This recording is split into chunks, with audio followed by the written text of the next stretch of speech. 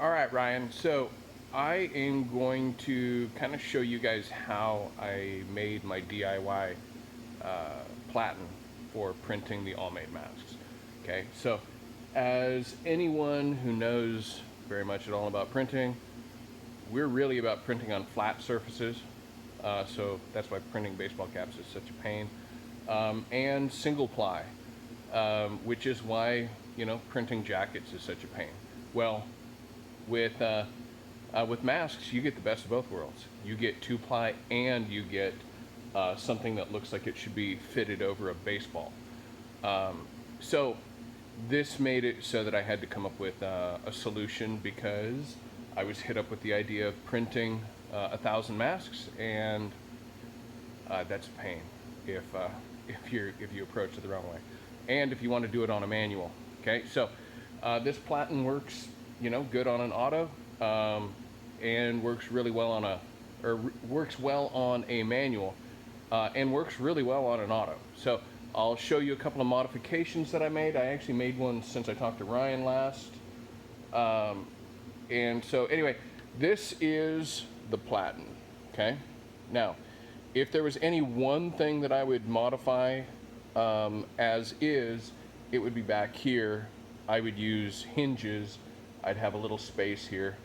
But let's go through this. So I'm gonna set the camera down so that it's aimed at my platen and just kind of walk you through it. Now, pros and cons about this thing. Pro is that I spent no money at all on this. Con, it's going to be difficult to get off of this platen, okay? But if you're like me, you're not printing a whole lot of sleeves these days. So that's that, okay? It is on top of the sleeve platen, so your thickness is jacked up, which causes some printing complications, but I'll get into that later. Okay, so what I did was I started out with some melamine that I had laying around that is really pretty thin. Okay, and then I took my sleeve platen and I laid it down on the sheet of melamine and I traced it out. Okay, and then I cut it out with a jigsaw, with a handheld jigsaw, and then I traced that template 4 more times so that I had 5 platens. Okay, so from there, I went and I knew about how big I wanted my printing surface to be, so I cut this is just a piece of squeegee blade, and it stands just a little bit higher than the thickness of the platen, but I think that I could have probably gotten away with having cut it out of like the wood here. And so what I might do next time if I was to do this over again would be to map out how big this is out of the material, cut this out, and then come back through and cut this hole out, right? So that there's space, because when you put this in here, you need to have this so that there's some space for the fabric all the way around to be there. Now, this platen is really good for printing one color. I don't know how excited I am about the idea of printing 2 colors with this thing, but it prints one color really, really well. So what I did was I took my platens and I laid them out, and I made sure that everything fit right, and then I went back through and I used the lasers on the rock to map out where I wanted my platen, because this, or where I wanted my printing platen, where this here, the jig, if this was moved around a little bit, this or that, not a huge thing. If this is moved around, that's probably a pretty big thing. Okay, so what I did was I put the laser on a couple corners made a couple of straight lines, and then honestly, I just took. I think I used web. I think I used some of the the web here, and sprayed it down on a dirty taped platen, and let it dry. Right, I didn't try to work it within a few minutes. I let that thing sit overnight, and then went to use it from there.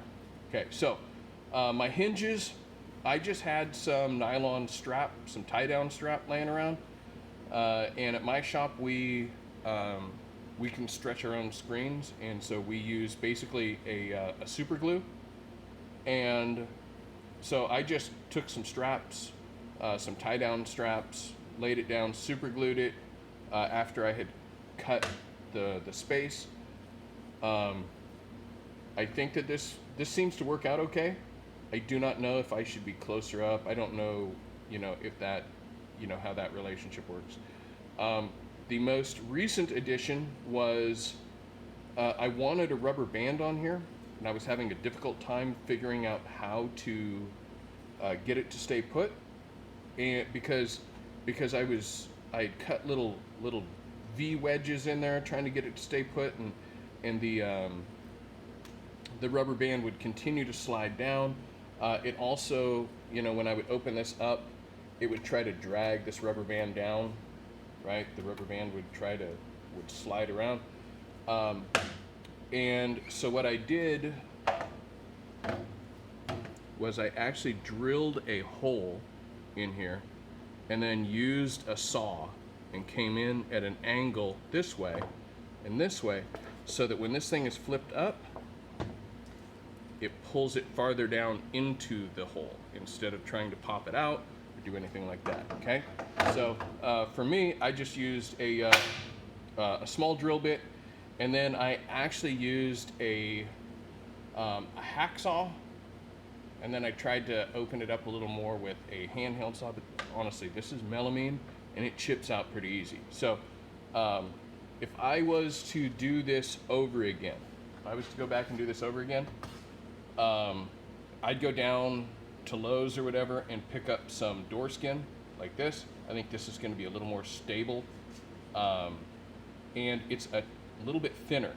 Okay, so one of the biggest problems that you're going to have is getting your off contact, right? Because really, like, who prints? You can't print with your surface jacked up like this. So your pressure's got to be super light. Your pressure on both ends has got to be super light. Both ends of both your flood and your squeegee. Okay. Now, when I was printing the first few times, my squeegee was actually making contact with the screen the whole way up, and then it was pushing down and printing on the way back. It wasn't until I printed my first 1,000 or so that I realized, wait a second, I can actually tip my squeegee back a little farther, and my squeegee blade will be actually up off the surface. So that makes it so that my flood bar can actually like move the ink up, because I was having a hard time with, since the squeegee blade was on there the whole time, it was pushing ink up, and I was winding up with, in front of the print is where all of my ink was accumulating, and I would prefer it so that it's, mostly between my flood bar and my squeegee. So that is pretty much how I made this. It works pretty darn good. After you get a rhythm for how to hump that thing, hump this over the top. Okay, now a couple things to keep in mind is that center may not be right in the middle here. Center is where your nose goes. Okay, so where this is bunched, that's where your nose is. So there were a few times when I printed stuff and I was like, I held it up and I was like, crap, it doesn't look like it's going to be below the nose in the center on the mouth. It looks like it's off a little bit. And that was when I realized that You know, just like when you're printing T-shirts, you can't use the tag as a center. You have to deal with the reality of the fact that these things are made by hand. You know, they're stitched up by hand, they're cut by hand, that sort of thing, except for certain products. So with this one here, I know that these things are sewn by hand. So this could be off just a little bit this way or that. And the last thing in the whole world I want is for my customers to look like doofs because I printed the logo off to the side. And what they care about is that it's straight relative to their nose, not that it's in the center here. Okay? Nobody cares if you're accurate relative to here. What they care about is that you're accurate from here. So when you set your laser up or your center mark or whatever, you're going to pull this back, spread it out a little bit, and after you get printing, like you're gonna get this dialed in pretty quick. I printed the first 1,000 without any rubber band at all, okay? Because the thing is I was printing just a single color through 160 mesh, water-based ink, and I had my squeegee back far enough that it was actually pushing the ink through. I was getting a really good print just off of one pass. I can get a better print, and I want to have more options by having the ability to do 2 passes. So this actually works really well for holding this thing in place. That was actually another reason why I was super happy to have like a 1,000-piece job as a starter, because I knew that the first 25, 50, 75 pieces, I was going to be finding my rhythm and figuring out how to put these things on the press. So after, you know, bumbling around and going slow, and no misprints, by the way, no misprints, just slow, you get into a rhythm and you can figure out how to do this pretty quick. It's just you've got to center on where they're bunched up. That's where the nose goes. That's how they're going to put it on. Okay, so that is pretty much everything. Okay, so that is how I got this thing laid out. It works really well, and you know, if you put it on there, it makes printing a whole lot faster for your auto. And I know that that I couldn't imagine trying to punch out 1,000 masks on a manual. Then again, I can't imagine printing on a manual. So anyway, that's how I did that. I think that it would work on any machine, and that's that. So take care and press on. Bye-bye.